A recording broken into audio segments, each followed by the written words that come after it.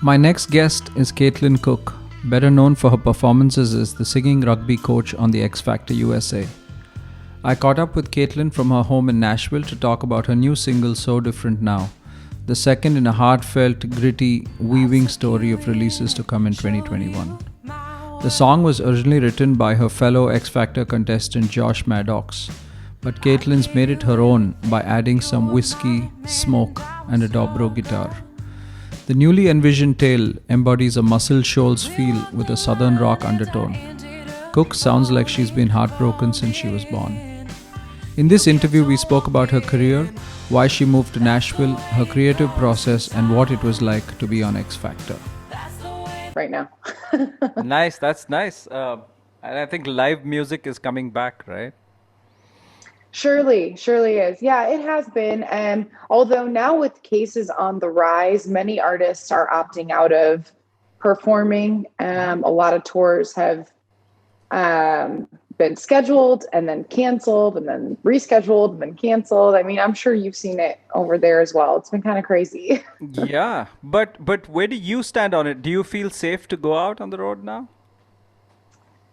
No, I don't. I mean, I really feel like if we can get the situation under control, Yeah. I think that would just be best case scenario for everyone.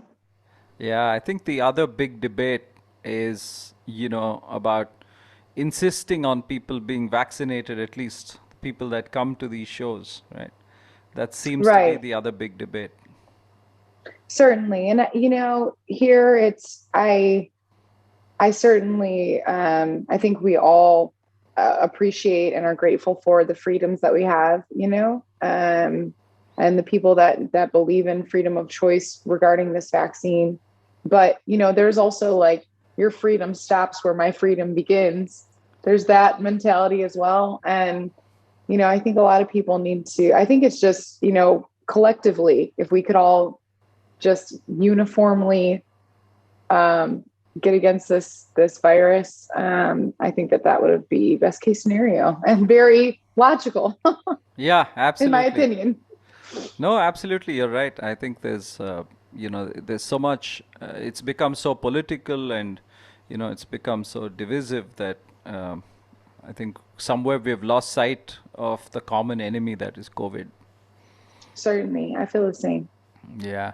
So I let's feel the let's dive same. right in, Caitlin. I want to talk a little bit about the new single that came out a few months ago, So Different Now.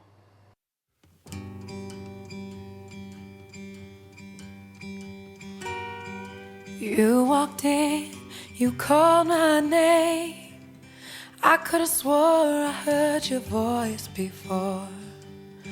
The way I felt was so hard to explain. I stepped backwards, nearly hit the floor. Yeah, thank you. Yes. Can you talk a little bit about how that came about? Sure. So that song I actually did not write, which is unusual. Usually I release songs that I have co-written. It was written by a friend of mine who I was Yeah. on the X Factor USA with. His name's Josh Maddox. And the song was originally released in 2011 as a country ballad.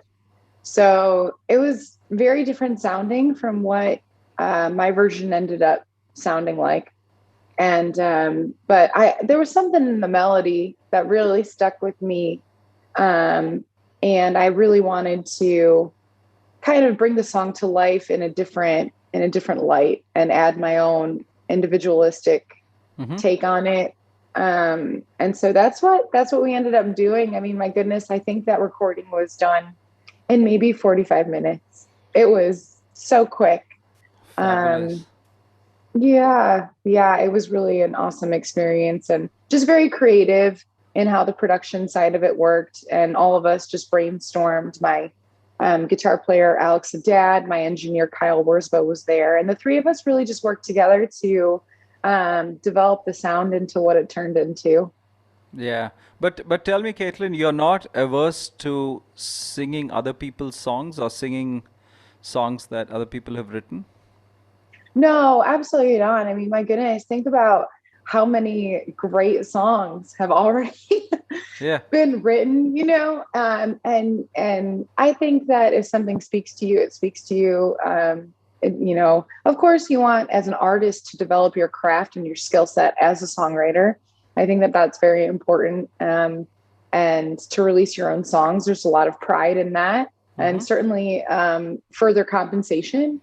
But I think that, no, art is art. And I, a number of times, have taken songs that were already out there written by someone else and kind of like twisted them and made something different out of what it was. But working with songwriters or people that write songs for you, how does that come about? Is something specifically written with you in mind?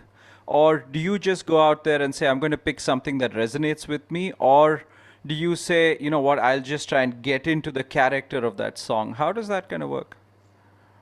So here in Nashville, co-writing is the way to write songs. It's very unique to Nashville. But it's just been such a blessing for me.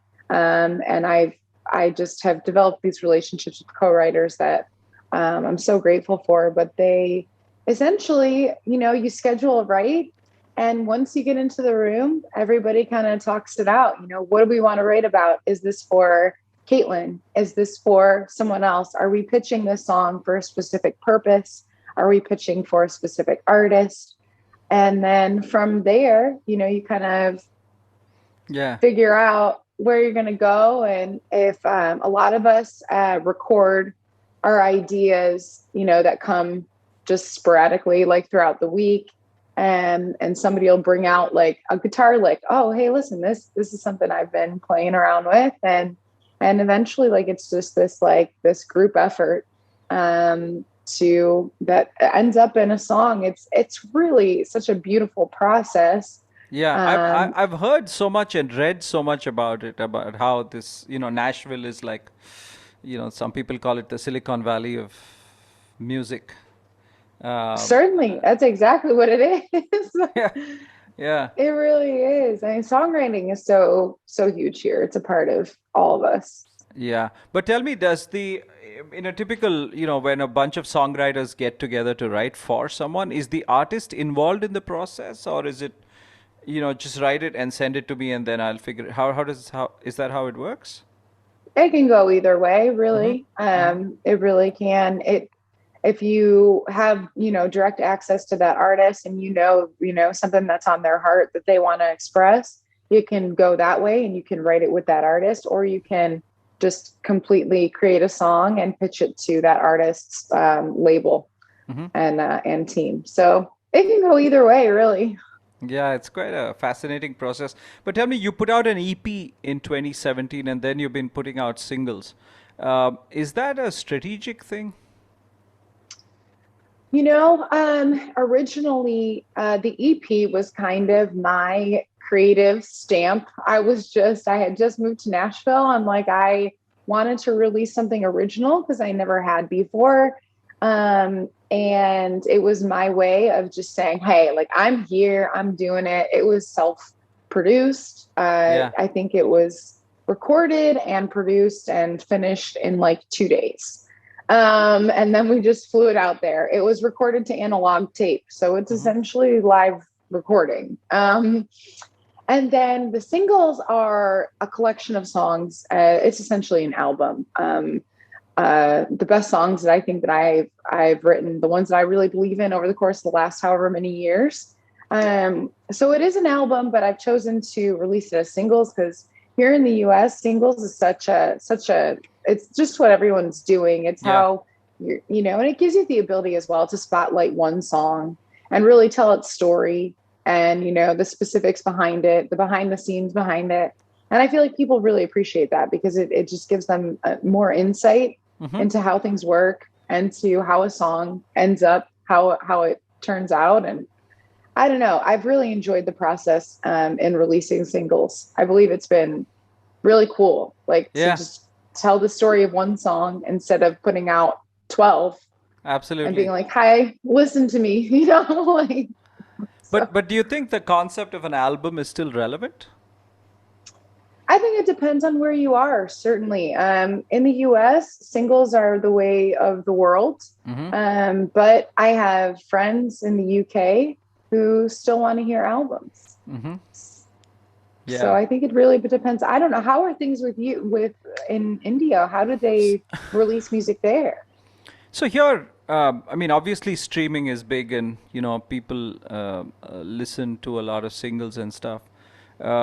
But given that our music industry is dominated by film music, by Bollywood music and vernacular film music, so typically the album is still very relevant conceptually here, especially as far as local music is concerned.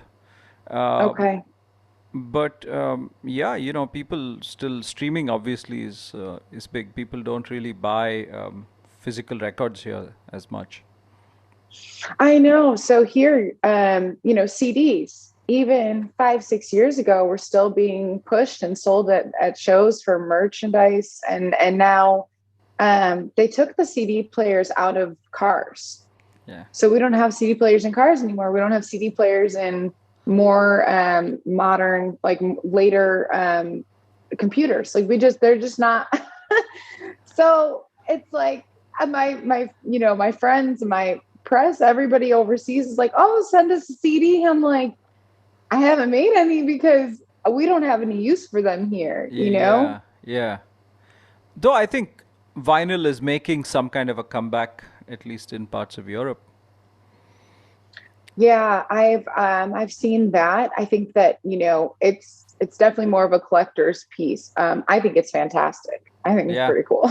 Yeah, absolutely. But where do you stand on the whole social media, Spotify thing?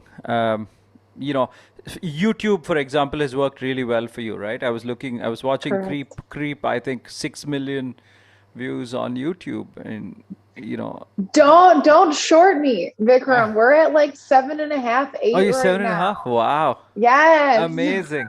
Sorry about that. No worries. So where do you stand on that? The whole streaming and Spotify and all of that stuff. Oh, so here's the thing. I have Spotify.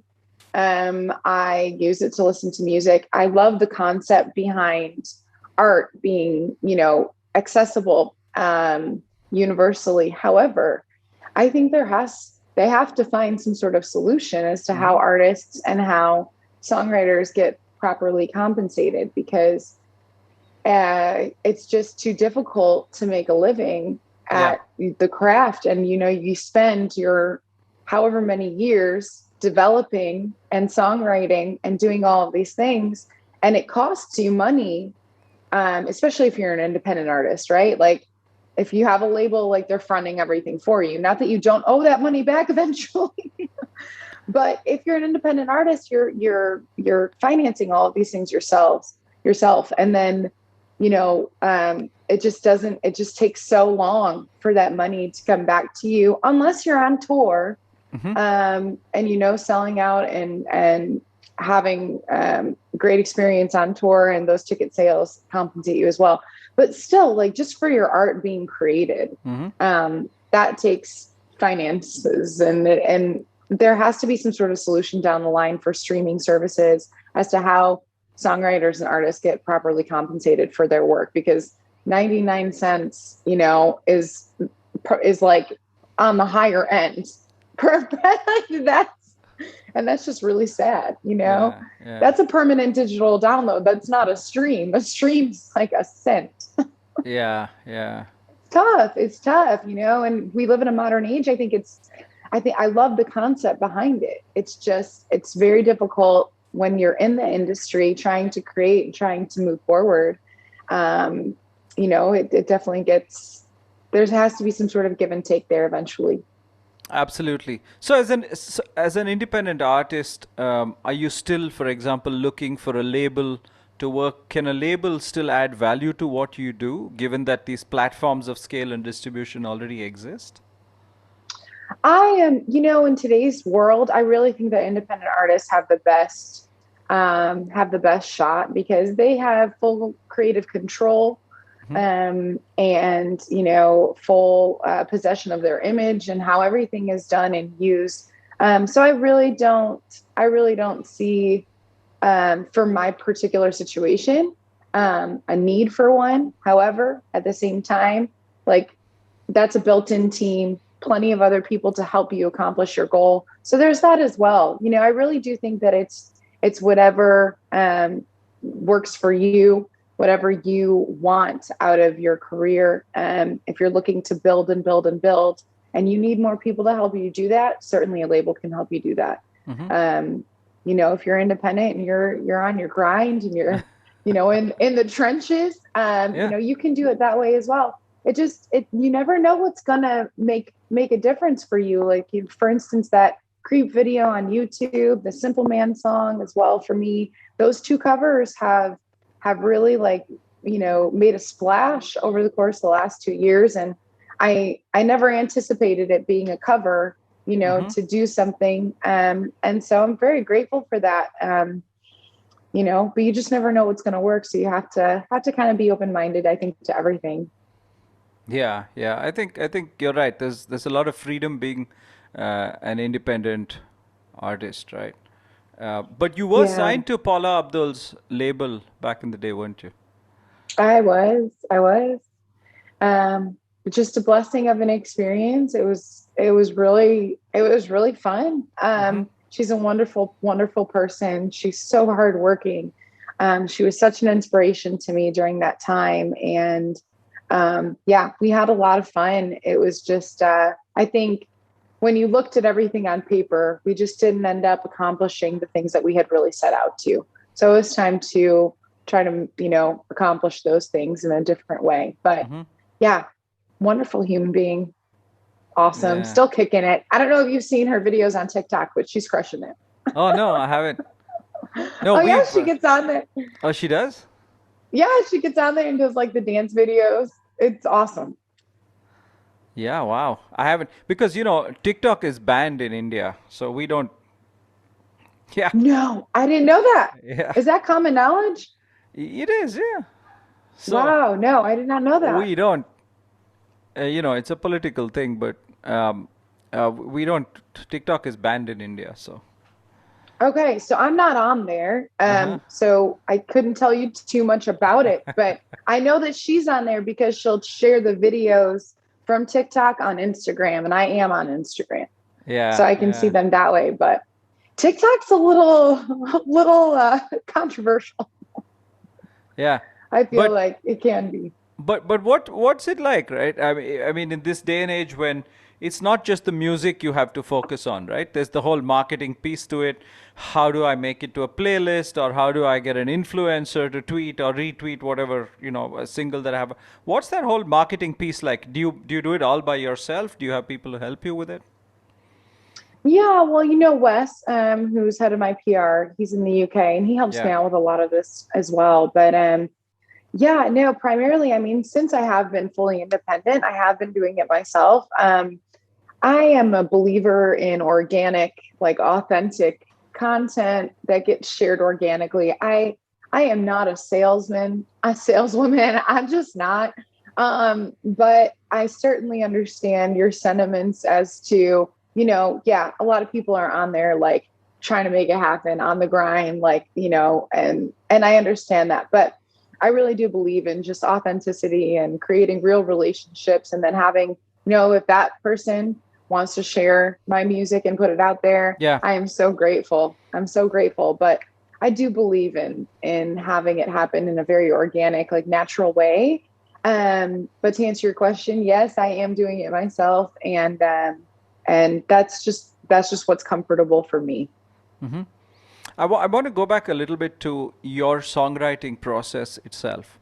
Do you write every day? And the stuff that you write, is it a reflection of what's going on around you?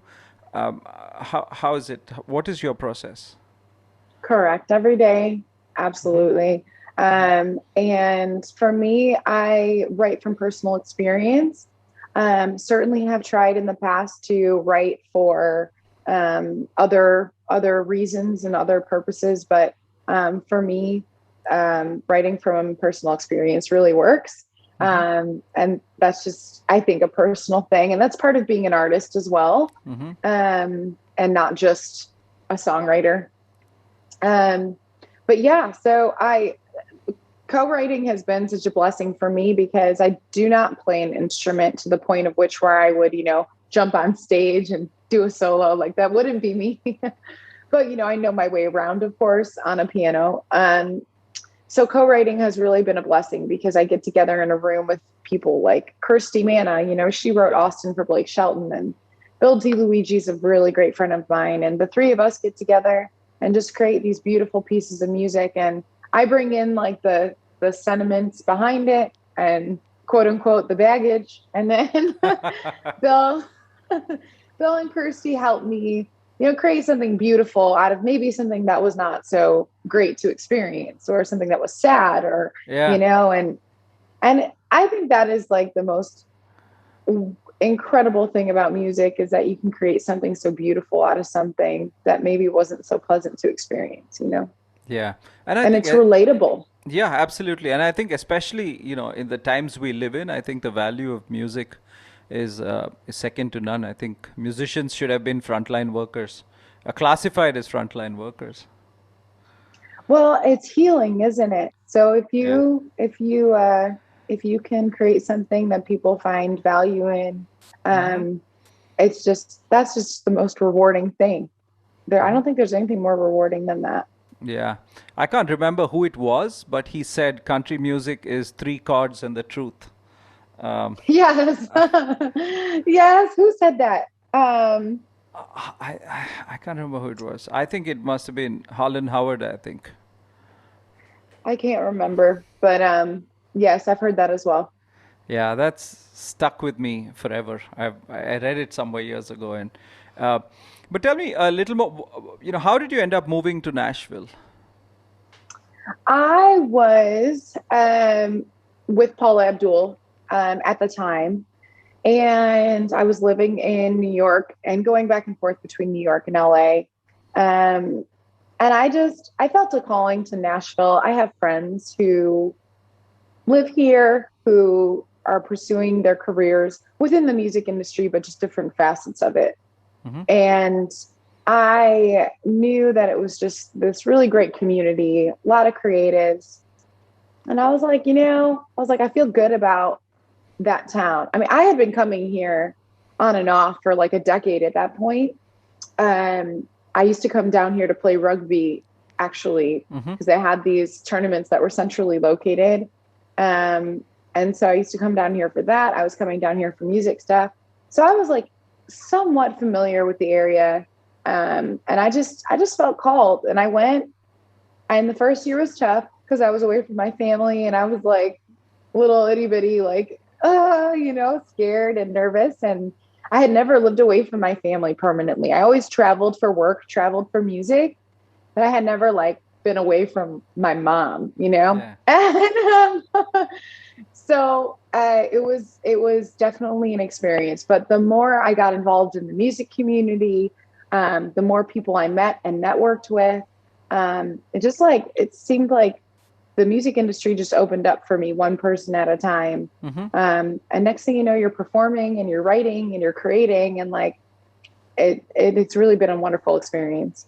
Yeah, I've heard that Nashville is, based on peer support and community and all of that. The whole industry, the whole scene there is based on peers. That's a very fiber of Nashville, is what I've heard.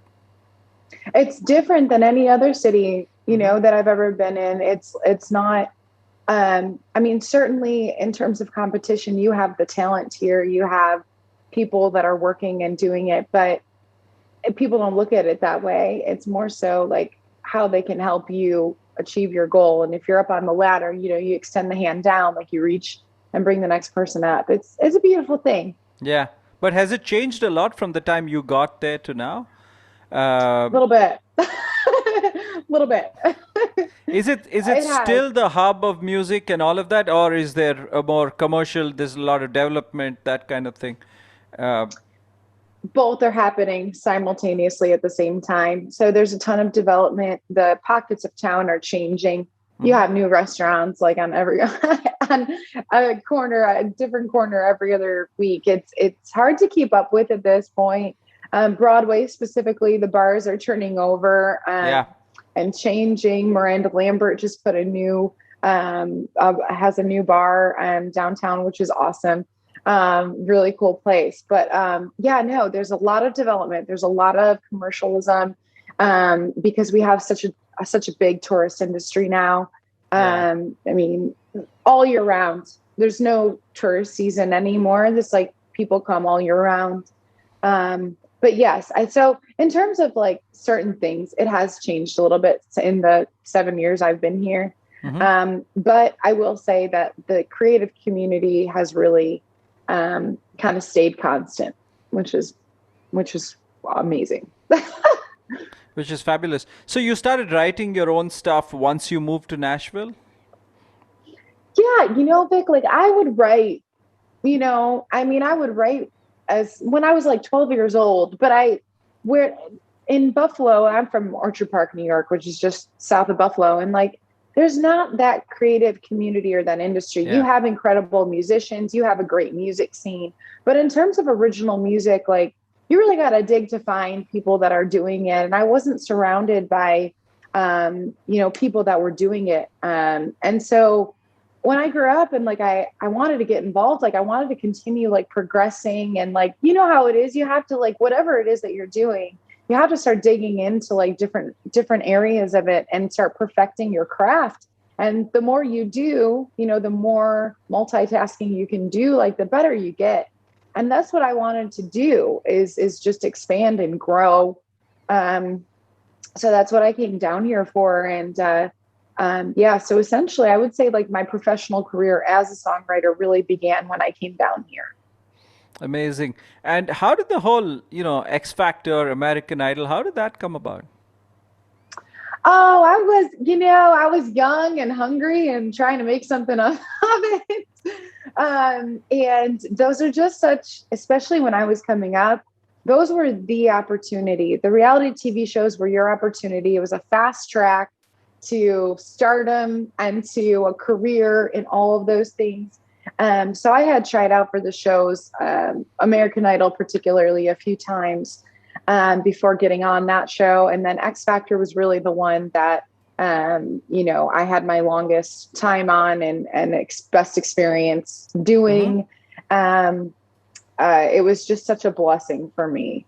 Yeah. Was that a very humbling experience when you go to these auditions and you see that there are as many talented, or if not, maybe in some cases more talented people than yourself?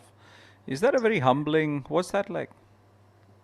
I really viewed it as a positive thing. That wasn't what hurt me. It was when I got rejected. Vic, it's just like a shot to your heart. You're just like in so much pain. It just hurts you. And of course, those who succeed are the ones who pick themselves back up, go to the next audition, go to the next city, go to the next year, they follow up, they go to the, and they just keep doing it. And which is actually what I ended up doing. But it hurts you. They hurt you, for like you to just pour your soul out to someone. You're in a box. I mean, like Vic, you're in like a box with someone, they're like right in front of you and you're just singing your heart out. And then they're just like, thank you so much for being here. It's going to be a no today. Please exit right. You're like, it just hurts you. So that was what really, I think, affected me, or the times that I was told no. But obviously it wasn't enough to keep me from coming back because I just kept coming back. But no, I will say that those shows are so enlightening because you're just exposed to so many people who are in the same industry as you. They're each so uniquely talented. They're each so, just God-given gifts. You really can't explain it any other way. But we found, I think, a lot of commonality and developed a camaraderie based off of that. Yeah, because, watching it on TV, I've seen Simon Cowell go after people and absolutely, kind of break them. I know. it must be hard to come back from something like that, right?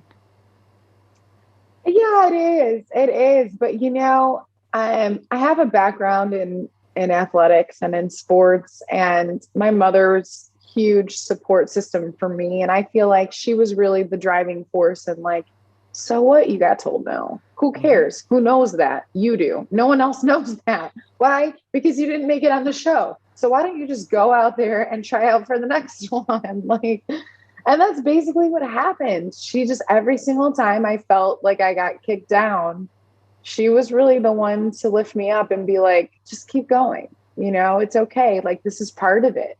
And I think those shows were a huge lessons, major lessons for me in the music industry, because you do get rejection's just a part of it. Yeah. Like, you might just not be the right fit for something, or your song might not be the perfect fit for that artist. And that's just the name of the game. You have to keep creating, you have to keep putting yourself out there in order to make it. And so it was a learning experience. Amazing. Amazing. And Paula Abdul happened after X Factor, right? Correct. So I met her on the show, made it to live shows. It was such a blessing of an experience. And Simon Cowell was actually my mentor. But Paula reached out to me after I had exited the program, and she was like, hey, she's like, I believe in what you have going on, and I really want to support you going forward. So we started working together. Amazing. What was your journey like to becoming a professional musician? Did you study music, or were your parents musicians? Yeah, parents were not musicians, but they had such great musical taste. So they exposed me to such a wide variety of music, in terms of genre, in terms of everything. No matter what it was either, it could be Sarah Brightman, or Andrea Bocelli on the classical side. It could be Elvis Presley. My mom was a huge Elvis fan. It could have been anything, but it was just good stuff. It was Yeah, good stuff. yeah. So, so I grew up loving music because of them. And then definitely studied a lot. I was classically and operatically trained. I studied through school. I studied outside of school. And then when I was 16, I started playing in bands. And that was probably the best way for me to learn, because it was on the bandstand. Nobody rehearsed. We didn't rehearse. Like, you got up there. Just Hopefully played. you knew the song, and everybody around you knew the song, and you just played. So that was probably the best way to learn, in my opinion. But I did have the classical training behind me, and that was imperative. That came into play when I started touring, because, you have to know your instrument when you're under such, you're traveling all the time, you're not getting great sleep. Like, you have to learn how to manage all of those different situations and still perform. Yeah. So Yeah. classical music did that for me. Yeah, talking about touring, I was at Rambling Man in 2017. I was shooting at Rambling Man, but I missed your set in 2017. Yeah, I missed your set because What? I was looking through my archives today, and I was wondering if I was trying to remember if I had shot your set or not, because there's always I think I was shooting for Chris that year. No, Chris was 2018, but I was at Rambling Man in 2017. I can't remember who I was working for. Okay. But I was looking at the running order, and I realized that I'd missed your set in 2017. Vic, Yeah. was it 2017 or 2018? I think you played 2017, because 2018 I was working for Chris. I met Mark, I think, in 2018, and Mark was with Chris You're at right. that point. You're right. Yeah, it was 2017. Vic, what the heck? I mean, Yeah. like, I was there. Hopefully the I next was time, there. when you're back out on the Next road, time. when are you going to go back out on the road? So we're looking at next year. Only because, of course I wanted to get out, but my goodness, like, everybody's canceling again here. So like I said, Tennessee's open, but that doesn't mean that there aren't other, that people aren't still concerned about large gatherings. Our COVID cases are on the rise, like, nationwide. So it's really a tough decision, and people are individually making those decisions as to what works for them, and what they think is the right thing to do. I've done a couple of small shows here that I really didn't tell anyone about, that I kind of just like booked and went out and did just to keep myself, keep everything fresh and make sure that I still know how to sing, but no, like in terms of like a big tour or something like that, I think like we kind of need to see this thing really level out, before we start doing bigger shows. I mean, I don't know, unless vaccination status is going to be required across the board, and that's how you go about it. There are a few venues here in town that are mandating vaccination status or a negative COVID test in order to enter. Yeah, I think the Live Nation, I've been reading that the Live Nation shows need you to be vaccinated. Yes, I saw that as well. But yeah. So I think that Did you do any of the virtual, did you do any during the lockdown, did you do anything to connect with your fans? Did you do any virtual stuff? Yeah, I would pop on there and play, and it was like weird, but it was kind of cool too, because it was like a living room show, like my guitar player and I would get together. We would just hang out in my living room, and everybody was kind of socially distanced. So that was really a challenge, because we're trying to figure out how to get him and myself like in the shot at the same time. It was unique, but it was still super, I feel like it was really an opportunity to connect in such a different way. Yeah. And everybody was so excited, and so really wanted to be a part of those experiences. So like you would see so many people like pop on, and it was fun. Yeah, it'll be nice Different. if that continued. I don't know if it can become an alternate revenue stream for an artist, but it'll be nice if, post-COVID, artists continue to do virtual shows to connect with their fans. Yeah, we didn't do it for compensation. I did see a bunch of my friends in the industry were, putting their Venmo out. A lot of people who perform, daily for a living, they would be on Broadway when they're not on tour with A-list artists. Like those are people I saw on there.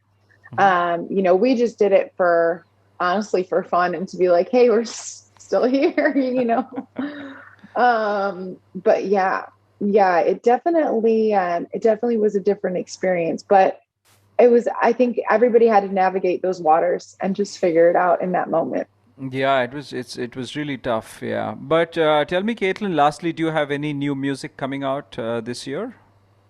Yes, I'm very excited, Vic. Yeah. So this next single is just my favorite song I think that I've ever written. It'll be out in the fall. I don't have a date yet, but it is just so personal and was written during a very difficult time.